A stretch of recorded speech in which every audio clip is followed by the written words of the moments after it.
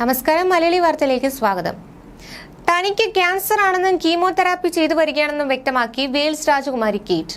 സമൂഹ മാധ്യമമായ എക്സിൽ ഒരു വീഡിയോ സന്ദേശം പങ്കുവച്ചുകൊണ്ടാണ് കേറ്റ് തന്റെ രോഗവിവരം ലോകത്തെ അറിയിച്ചത്.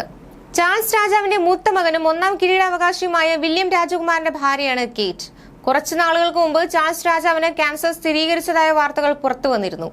പിന്നാലെയാണ് കേറ്റിന്റെ വെളിപ്പെടുത്തൽ. ജനുവരിയിൽ അടിവയറ്റ് ശസ്ത്രക്രിയ നടത്തിയെന്നാണ് രാജകുമാരി വീഡിയോയിൽ പറയുന്നത്. ക്യാൻസർ സ്ഥിരീകരണം തനിക്ക് വലിയ ഞെട്ടലാണ് ഉണ്ടാക്കിയത്.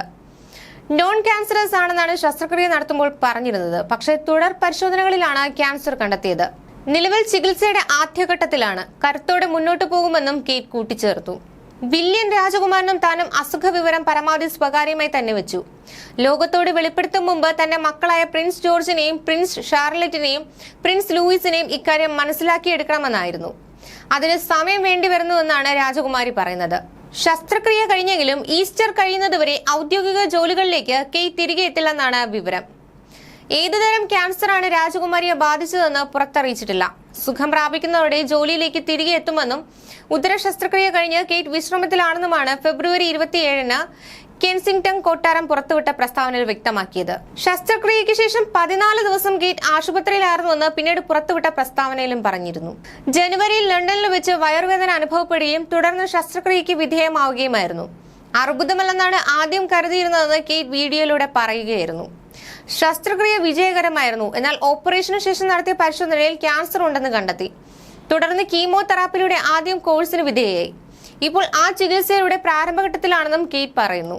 ഫെബ്രുവരിയിലാണ് ചാൾസ് രാജാവിന് ക്യാൻസർ സ്ഥിരീകരിച്ച വാർത്ത പുറത്തു വന്നത്. പൊതുപരിപാടികൾ മാറ്റിവെച്ച് ചികിത്സയിലും വിശ്രമത്തിലുമാണ് അദ്ദേഹം. ഒഴിവാക്കാനാകാത്ത ഭരണഘടനാപരമായ ചുമതലകൾ മാത്രമേ രാജാവിന് ഇപ്പോൾ നിർവഹിക്കുന്നുള്ളൂ. അദ്ദേഹത്തിനും ഏതുതരം ക്യാൻസർ ആണെന്ന് ബാധിച്ചുവെന്ന വിവരം കൊട്ടാരം പുറത്തുവിട്ടിട്ടില്ല. ചാൾസ് രാജാവിന് ക്യാൻസർ ബാധ സ്ഥിരീകരിച്ചതിനു പിന്നാലെ ഫ്രഞ്ച് ജ്യോതിഷി നോസ്ട്രഡാമസിന്റെ പ്രവചനം ഏറെ ചർച്ചയായി മാറിയിരുന്നു. 2024-ൽ ചാൾസ് സ്ഥാനമൊഴിയുമെന്നാണ് നോസ്ട്രഡാമസിന്റെ പ്രവചനം. ഇത് യാഥാർത്ഥ്യമാകുമോ എന്ന ആശങ്കയാണ് രാജകുടുംബത്തിന് ഉൾപ്പെടെയുള്ളത്. 16-ാം നൂറ്റാണ്ടിൽ നോസ്ട്രഡാമസ് പ്രവചിച്ച പല കാര്യങ്ങളും യാഥാർത്ഥ്യമായി മാറിയിരുന്നു.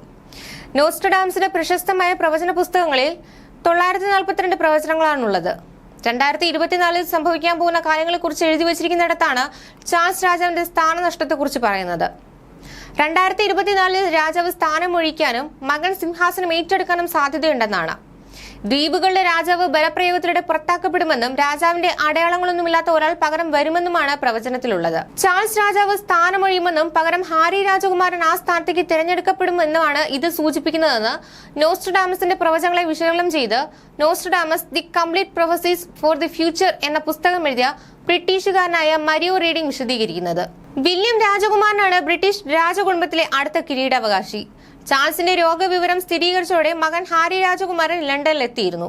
മെഗാനുമായുള്ള വിവാഹത്തെ തുടർന്ന് രാജകുടുംബവുമായി അകന്ന ഹാരി രാജകുമാരൻ കാലിഫോർണിയയിലാണ് താമസം. ന്യൂസ് ഡെസ്ക്, മലയാളി വാർത്ത.